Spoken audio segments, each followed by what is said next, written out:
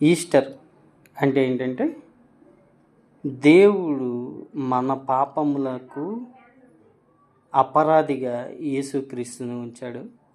అలాగే యేసుక్రీస్తు అర్పించిన ఈ బలి అర్పణను దేవుడు అంగీకరించాడు అని చెప్పుటకు యేసుక్రీస్తుని పునరుద్ధానుడిగా తిరిగి లేపడం జరిగింది.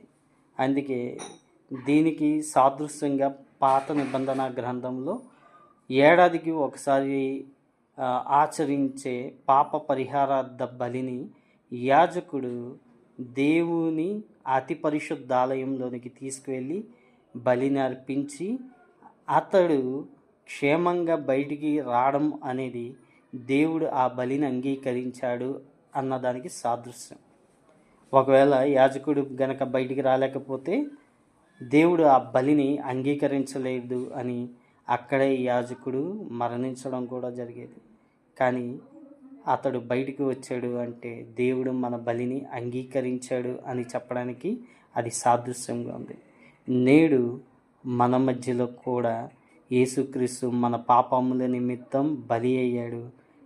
దేవుడు ఈ బలిని అంగీకరించాడు అని చెప్పడానికి సాదృశ్యంగా రోమాపత్రిక 4:25 మాట్లాడుతుంది.